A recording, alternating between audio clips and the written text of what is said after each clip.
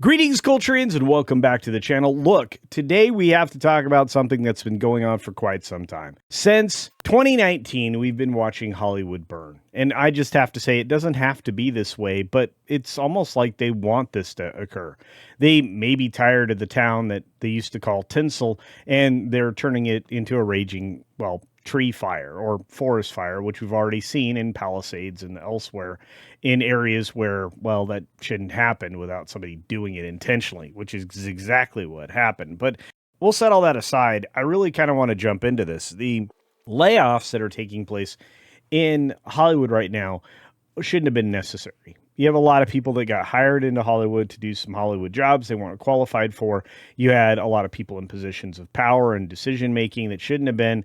You had a lot of inexperienced people in experienced people's jobs, and the experience got pushed out. The institutional knowledge, institutional memory, everything else about Hollywood, was passed down from generation to generation, and that just skipped one or two of them simultaneously. And as the older people left, the quality of the storytelling, the quality of the movie making, television making, all of that went down. There are good people still in Hollywood. I know some of them, and some of them are in my audience. And I'll just say it this way. There's a reason this is happening. And between Sony and Disney, we're just at the beginning for those big companies. Here we go. Now, before we get started, just a real quick reminder, as always, double check you're still subscribed to the channel. This has been happening a lot of people getting unsubscribed. We've seen the numbers kind of pop back up the last few days. So every time I don't ask, numbers go down. Every time I do, you guys double check. And if you're not subscribed, if this is your first time or your 1000th time, click that subscribe button for me and turn on all notifications on the notification bell. Then if you wouldn't mind, hit the thumbs up button early because it really helps. Early engagement, especially in the form of a thumbs up and in a chat, will really help out the algorithm and make this video seen by more people. If you've noticed, the videos are being released a little later in the day, and that's being done with intention because I'm trying to figure out why the views fell off so much. You guys have been here with me forever, and if you're missing the 6-minute daily live show, you shouldn't, because each and every weekday we do that. It's a lot of fun, and it's a great opportunity to interact with a massive chat. Let's get on to this Hollywood Reporter's article, because I think this is going to resonate in a lot of different ways. Sony Pictures Entertainment lays off hundreds as it refocuses on strategic priorities. Now, that's a lot of corporate speak for, we have too many bodies, not enough jobs to give them. So we're going to, limit the number of productions. We're going to ease back on our releases, and we're also going to pull back on television. So the film and TV studio itself is cutting the roles in some of the areas. They're going to invest or reinvest in others in what sources say is a strategic move, not a cost-cutting one. And I would have to disagree. In almost every case, these are cost cuts. They're doing it intentionally. The person pictured here is Sony Entertainment CEO Ravi Ahua. I can't speak much to this particular person individually. I can just say this is being done with the intention to cut some jobs. So from the story, Sony Pictures Entertainment is laying off hundreds of employees across the film studio, TV studios, and corporate, as CEO Ravi Ahua refocuses the entertainment company on certain core growth areas while pulling back in other places. Well, yeah. A source describes the move as being strategic, not cost-cutting, but that's what everybody says. I'm sure that somebody somewhere within Disney is going to say that they're not cutting back on ESPN jobs because, they are doing cost cutting. It's because it doesn't align with the current direction that they're going, which means they're spending too much money. Personalities that they didn't need to invest in, they just invested a ton in. This is going to be a mess for everybody involved, but we'll keep going. SPE, of course, is unique among the major Hollywood studios, all the players that exist there, in that it is focused on creating original film and TV projects and selling them to networks and streamers rather than trying to maintain their own major streaming platform. And kudos to them. This is a lesson I think a lot of other studios should have learned a long time ago, including Disney, which now is only roughly, 10% of the streaming realm, with all three of their streaming offerings, with Disney minus, ESPN minus, and with what is left of Hulu. Those all those early efforts that Iger made have whittled down to 10%. Not great when you consider that their competition is getting free content from people like me. And of course, I'm suggesting YouTube. We've got some interesting articles that I'm putting together right now for That Park Place you're going to want to pay attention to because it talks about the business side of entertainment that, well, is being redeveloped in a very strange way. But that's it for Sony. I don't want to focus too much on them because they have their own problems and dragons to slay. And if they don't put together a slate of high quality films in the future, they're going to have bigger problems than that. Anyway, jumping forward into another story from cord cutters. ESPN has lost 40% of its subscribers over the last 10 years and is now laying off staff. Does that surprise anybody?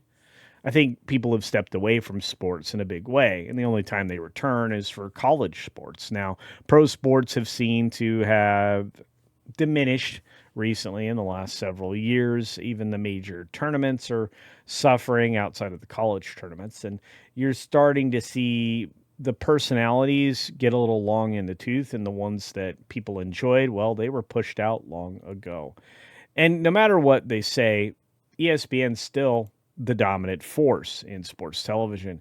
It's preparing another round of layoffs as, well, they've done several of these. It continues to grapple with dramatic erosion of traditional audiences, according to Puck News. And again, all of that they can blame on themselves. And of course, the sports leagues for leaning into a lot of political messaging that was really heavy handed and on the wrong side of the 80-20 spectrum.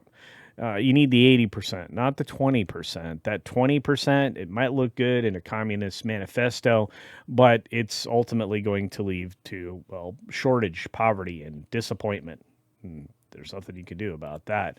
Over the past decade, the network has lost approximately 40% of its cable and satellite subscribers. That decline has fundamentally reshaped its business model and forced repeated cost-cutting measures. It's also forced them to go streaming with a product that doesn't stream well. In fact, it doesn't stream at all. We're starting to see a lot of these streamers lean into live events like live sports, and that puts competition for those sports in the crosshairs, which is a problem for Disney.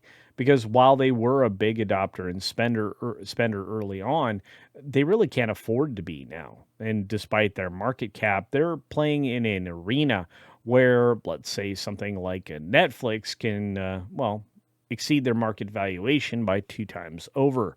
This is a strange situation for them to find themselves in, but we need to continue on into the story. Once reaching nearly 100 million households, ESPN now finds itself at roughly 60 million homes. Now, again, this is the linear distribution primarily. This sharp contraction reflects a broader cord-cutting trend that has upended the pay television industry. In fact, that's one of the reasons why this is coming out of Cord Cutter News. As consumers increasingly abandon expensive cable bundles in favor of streaming services, ESPN has watched a major source of stable revenue diminish year after year. They're also not doing quite so good in the theme park space. The cash cow, which was the theme parks, is really got very few rivals with the exception of what the sports platforms used to do. It's not like that anymore. The loss of tens of millions of subscribers has translated into hundreds of millions of dollars in foregone affiliate fees annually. They used to actually force ESPN into your contract whenever you took any kind of cable subscription. It kind of made its way there whether or not you wanted it or not, and it became the staple in most households for anything that was going on in live entertainment. In response to all of these challenges we just mentioned, ESPN is expected to implement a new round of staff reductions in the coming days. The cuts are anticipated to be relatively modest, affecting around 30 positions, with the majority concentrated in off-camera back office departments rather than the on-air talent, which they seem to pay like Midas, and that's a big problem. So employees in Bristol, Connecticut, have become familiar with periodic reductions in force as the company adjusts to the changing media landscape, and that's just something that's going to keep happening. The subscriber decline comes at a time when programming costs remain extraordinarily high, highest they've ever been. ESPN pays $2.7 billion a year for Monday Night Football rights alone. And then, of course, ESPN is the one that's, well, showing it, not ABC, where it used to be on broadcast TV, where they used to make a good chunk of revenue from advertising. Now they pass that along to you through via the affiliates, and you still have to watch advertising. That's a little frustrating. I'm surprised Congress hasn't done something about that, considering that there are exceptions made for sports leagues where maybe there shouldn't be anymore. Regardless, major sports rights deals across college football, the NBA, and other leagues add billions more to the annual expense sheet. The investments were made during an era of expanding distribution, but now they weigh heavily as the audience is shrinking. Look, this is one of those areas that aren't going to get any better. In fact, Disney is going to experience a lot of contraction over the next few years. Theme parks they are no longer competitive in. They've got down the street neighbors that are starting to kick their, well, tails.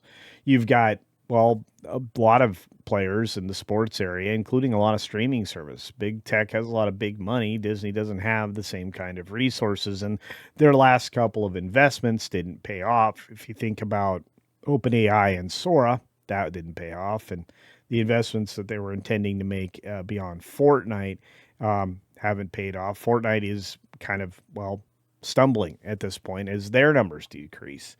I guess you can only be a good game for so long and people move on.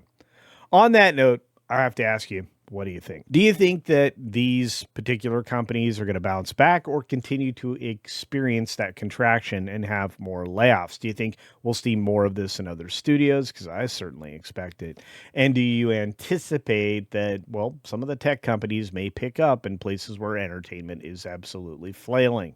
Is Hollywood really burning, or is it just right sizing? And what's your definition of right sizing?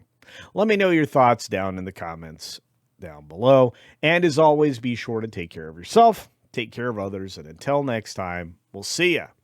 Just, well, probably not watching ESPN.